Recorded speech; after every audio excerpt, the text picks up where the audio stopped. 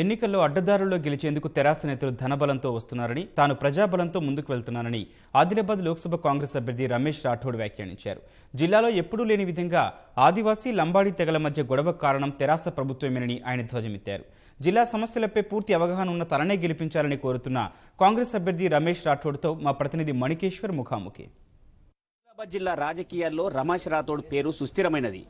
ఎన్నికల్లో ఓడినా గెలిచినా ప్రజా గొంతుకగా వినిపిస్తుందనే పేరు ఉంది. కాంగ్రెస్ టికెట్టుపై పోరాడుతున్న ఆయన మనతో పట్టున్నారు. పార్లమెంటు ఎన్నికల్లో భాజపా తెరాస అభ్యర్థులను కాదని మిమ్మల్ని ఎందుకు ఎంపిక ఎన్నుకోమని అంటారు? రమేష్ రాఠోడ్ గుర్తింపు చేస్తే వెంటనే పరిష్కారం చేస్తారు, స్పందిస్తారు. దాని విషయంలో మాట్లాడేసి జవాబు చేసే సత్తా ఉంది అనే ఉద్దేశంతో జనాలు నాకు ఆకర్షితులై ఈరోజు నాకు మద్దతు పలుకుతున్నారు. ఈరోజు బలహీన బడుగు అట్టాడు వర్గాల వాళ్ళు, ఎస్సీ ఎస్టీ బీసీ మైనార్టీ పైన జరుగుతున్న అన్యాయం ఈ ప్రభుత్వంలో ఇచ్చిన మాట నిలబెట్టుకోవడంలో ప్రభుత్వం పూర్తి స్థాయిలో విఫలం చెందింది. అదేవిధంగా ప్రజల సమస్య పైన ప్రజల గొంతు వినిపించడానికి అడుగు అడుగున వీళ్ళ అరాచకానికి అరికట్టడానికి రమేష్ రాఠోడ్ ఎప్పుడు సిద్ధం ఉంటారని. తెరాస ఎంపీగా గోడం నాగేష్ 5 ఏళ్ల కాలంలో పనిచేశారు. ఆయన వైఫల్యం ఏమని చెప్తున్నారు మీరు? ఆయన జిల్లాకు చేసిన పని ఏం లేదనుకుంటున్నారా? జిల్లాకు చేసిన పని కాదు, జిల్లాలో ఎన్ని మండలాలు ఉంది, పార్లమెంట్లో ఎన్ని మండలాలు వెళ్ళారు, ఏ గ్రామాలు వెళ్ళారు.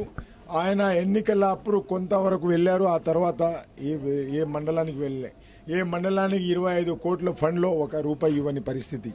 అంతేకాకుండా ఈ రోజు వరకు ఎవరు ఫోన్ చేసినా స్పందించరు. మీరే చూశారు, నేను కాదు, పార్లమెంట్లో ఉన్న రికార్డు చెబుతుంది. 543 మంది ఎంపీల్లో ఆఖరి ర్యాంకింగ్లో తక్కువ మాట్లాడిన వ్యక్తి ఎవరైనా ఉంటే మన ఆదిలాబాద్ పార్లమెంట్ సభ్యుడు జి నగేష్. ఇది వాస్తవం కాదా? రికార్డు చెప్తుంది. అంతేకాదు తను 5 సంవత్సరం వృధా చేసిండు. గిరిజనులు లంబాడాల ఉద్యమం వస్తే దానికి పక్కదారి పట్టించిండు. అటుపోయి ఆదివాసీలకు న్యాయం చేయలే, లంబాడాలకు చేయలే. వాళ్ళు కొట్టుకొని చనిపోతూ ఉంటే ఒక్కరోజు పరిష్కారం మార్గంలో ముందుకు రాలే. ఎవరికైనా ఇద్దరికి కూర్చొని పెట్టి ప్రభుత్వ పరంగా సెటిల్మెంట్ చేయాలని అది చేయలేదు. ఎక్కడ ఏ సమస్య వచ్చినా ఆదిలాబాద్ జిల్లాలో అనేకమైన సమస్య ఉంది. ఆదిలాబాద్ రైతుల కడుపు మీద కొట్టిన ఈ ప్రభుత్వంతో పాటు నగేష్ దాంట్లో బాధ్యులు. ఆదిలాబాద్ పార్లమెంటు పరిధిలో 7 అసెంబ్లీ సెగ్మెంట్లు ఉన్నాయి. 7 అసెంబ్లీ సెగ్మెంట్లో కూడా తెరాస సభ్యులే ఉన్నారు. మంత్రి, మాజీ మంత్రి, అంత కీలకమైన నేతలు ఉన్నారు. వాళ్ళందరినీ మీరు ఎలా ఢీ కొడతారు? వారి వ్యూహాలకు మీ ప్రతివ్యూహం ఏంటి? ఏ ఎమ్మెల్యేనా ఏ సమస్య పైన ముఖ్యమంత్రి చెప్పే సత్తా ఉందా? ఎప్పుడైనా చెప్పారా? ఏ సంఘ నాయకుడైనా ఇక్కడ సమస్య పైన ఎప్పుడు 10 మందికి తీసుకుపోయి ముఖ్యమంత్రి కల్పించారా? ముఖ్యమంత్రి వీళ్ళకు అపాయింట్మెంట్ ఇస్తారా? అలాంటి నాయకుడు రమేష్ రాఠోడ్కు ఎప్పుడైనా అడ్డు లేదు. ఎవరు అడ్డు పడితే అక్కడే వదిలేస్తా, ప్రజల కోసం అక్కడే కూర్చుంటా. కానీ సమస్య పరిష్కారం దిశ వీళ్లకు సీటు ముఖ్యం, ప్రజల సమస్య కాదు. కాంగ్రెస్ ఎంపీగా బరిలో దిగిన మిమ్మల్ని చెల్లని రూపాయి అని చెప్పి తెరాసకు సంబంధించిన మంత్రులైతేనేమి, ఎమ్మెల్యేలు అయితేనేమి బాగా ప్రచారం చేస్తున్నారు, ప్రజలకు తీసుకెళ్లే ప్రయత్నం చేస్తున్నారు. మీరు దీనికి ఇచ్చే కౌంటర్ ఏంటి?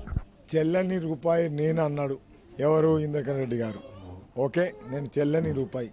నువ్వు ఆ రోజు నువ్వు తెలుగుదేశంలో గెలిచినప్పుడు కాంగ్రెస్ కు అమ్ముడు పోయినప్పుడు ఏ విధంగా చెల్లింది అడుగుతున్నా. ఇంద్రకరణ్ రెడ్డి గారికి ఒకటి తెలవాలా, నీ స్థాయి అంటే ఎక్కడి నుంచి వచ్చావు, ఎక్కడ సారాయి అమ్మావు, నాకు మాట్లాడే అర్హత. ఒక గిరిజనులు కించపరిచి మాట్లాడతావు.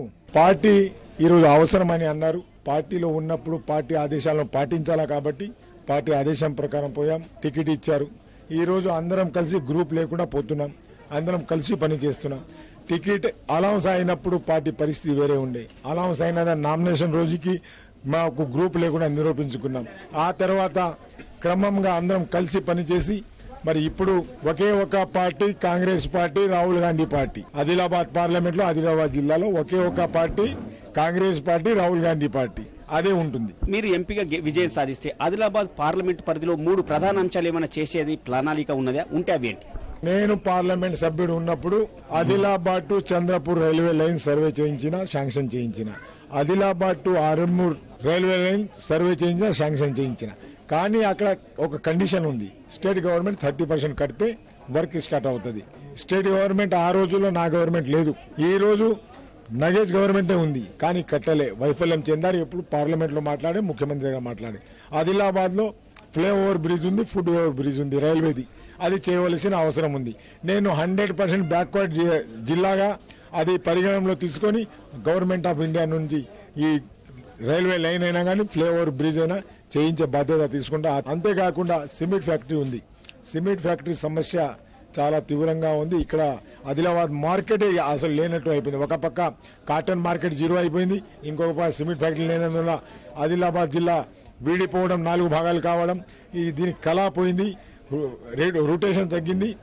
మరి అది 1600 ఎకరాలు మైనింగ్ ఉంది, ఎక్కడ లేదు ఇంత మంచి మైనింగ్. దానికి పునర్ప్రారంభించవలసిన అవసరం తప్పకుండా, అది నాతో సాధ్యం. అంతేకాదు ప్రాణహిత తుమ్మిడి ఎట్టి ఉందో ఎట్టి పరిస్థితిలో దాని వదలను.